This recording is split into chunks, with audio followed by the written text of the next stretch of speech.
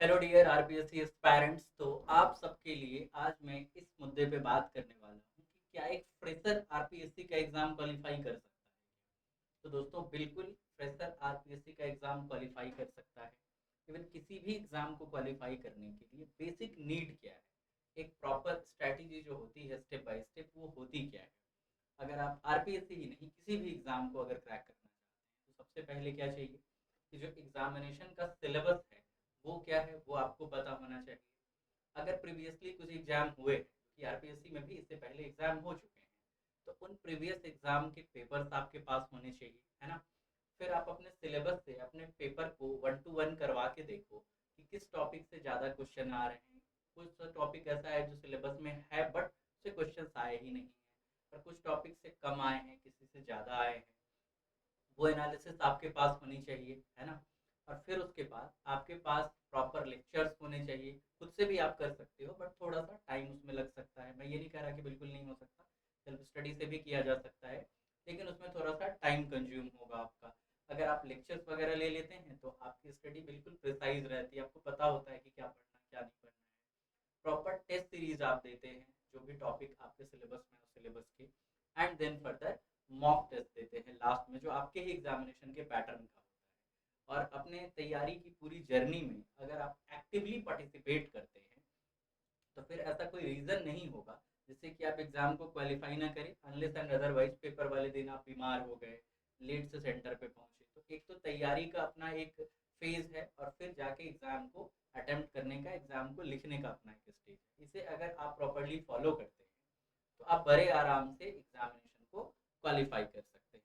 रही बात आरपीएससी की, तो मैं किसी भी एग्ज़ाम की बात करूँ, इवन आप जेई का एग्ज़ाम ले लो, यूपीएससी का एग्ज़ाम ले लो, जो भी इंडिया लेवल के एग्ज़ाम्स हैं।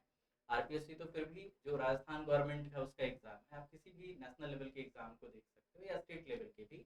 तो उसमें अगर टॉपर्स की लिस्ट निकालोगे, टॉप 10 लोगों की लिस्ट निकालोगे, तो कम से कम आधे या आधे से ज़्यादा फ्रेशर्स होते हैं उसमें, क्योंकि फ्रेशर्स में वो एनर्जी होती है ना। वो बिल्कुल फ्रेश होते हैं। जैसे अगर किसी ने एक बार एग्जामिनेशन की तैयारी करी, आरपीएससी की बात करूँ तो किसी ने इससे पहले भी आरपीएससी का पेपर दिया होगा और उस समय उनका क्वालिफाई नहीं हुआ, तो सेकेंड टाइम में क्या है कि सिलेबस तो वही रह रहा है लगभग लगभग, है ना। तो सिलेबस वही है, वही चीज़ें हैं और फिर से पढ़नी है। तो दोबारा में वही वही चीज़ें पढ़ना, पहली चीज़ ये है कि बोरिंग हो जाता है। दूसरी चीज़ कि हमने फर्स्ट टाइम में पढ़ा, भले ही बहुत डीप डाउन हम ना गए हों टॉपिक में, बट हमें थोड़ा पढ़ा सा लगता है। तो हम थोड़े ही टाइम के बाद ऊब जाते हैं उस टॉपिक, लगता है कि ये टॉपिक हो गया है, अब आगे चलते हैं आगे चलते हैं। लेकिन जब हम फ्रेशर होते हैं तो हमारे लिए चीज़ें नई नई होती हैं, हमें अच्छे से इन डिटेल पढ़ना होता है, तो हम बोर तो बिल्कुल नहीं हो रहे होते हैं, और साथ ही साथ हर कॉन्सेप्ट में डीप डाउन जाने की कोशिश करते हैं। तो उस समय जिस जोश, जिस जज्बे, जिस जुनून के साथ पहली बार हम एग्ज़ाम दे रहे होते हैं, तो जब हम रिपीटर होते हैं तो ऑब्वियसली हमारी तैयारी होती है, बट कहीं ना कहीं उस जोश उस जुनून में थोड़ी सी कमी आ जाती है। तो जो लोग रिपीटर होते हैं, दोबारा एग्जाम दे रहे होते हैं, तिबारा एग्जाम दे रहे होते हैं, वो भी डेफिनेटली क्वालिफाई करते हैं। बट सबसे ज़्यादा चांसेस और अच्छी रैंक लाने के जो चांसेस होते हैं वो फ्रेशर के ही होते हैं। तो बिल्कुल एक फ्रेशर एग्ज़ाम क्वालिफाई कर सकता है। उसको प्रॉपर एग्ज़ाम का एनालाइज किया हुआ डेटा उसके पास होना चाहिए, टेस्ट होना चाहिए, मॉक टेस्ट होना चाहिए, तो बच्चा जरूर एग्ज़ाम क्वालिफाई करेगा, ठीक है। तो आपके लिए आईएफएस एक चीज लेकर आया है, वो मैं आपको बता रहा हूँ कि आरपीएससी असिस्टेंट प्रोफेसर 2024 के लिए merit mind free scholarship test आप सारे स्टूडेंट्स के लिए ऑर्गेनाइज किया जा रहा है मैथमेटिक्स सेगमेंट में, जिसमें कि फर्स्ट और सेकंड टॉपर को आईएफएस की तरफ से बहुत ही एक्साइटिंग गिफ्ट दिया जाएगा। और ये होने वाला कब है, तो 2 मार्च 2024 को सुबह 8 बजे से ऑनवर्ड ये चलता रहेगा। जब भी आपके पास 2-3 घंटे का टाइम हो तो आप उस टेस्ट को अटेम्प्ट करें, ठीक है। डेफिनेटली आपको राजस्थान में जो भी बच्चे एग्जाम दे रहे होंगे, मॉक टेस्ट है वो भी फ्री है, कोई चार्जेस नहीं है, तो क्यों ही कोई स्टूडेंट, कोई एस्पायरेंट नहीं देना चाहेगा, बिल्कुल देना चाहेगा।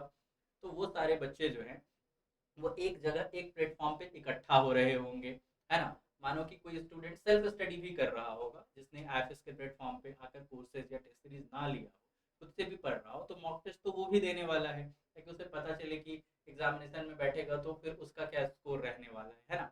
तो आपको राजस्थान के जो भी एस्पायरेंट होंगे, मोस्टली लोग इसको अटेम्प्ट करेंगे, तो आपको अपना समझ आएगा कि आप कहाँ पे स्टैंड करते हो, आप कहाँ लाई करते हो। उससे क्या होगा कि जो भी थोड़ा समय बचा है आप अपने आप को थोड़ा और बेहतर तरीके से तैयार कर सको। तो डेफिनेटली 2 मार्च 2024 को आपको ये जो आपका स्कॉलरशिप टेस्ट है इसे आपको देना है और अपनी रैंकिंग वहाँ पे देखनी है कि आप कहाँ पे स्टैंड करते हो दूसरे के मुकाबले। ठीक है, thank you and best of luck for your examination as well as this scholarship test. Thank you.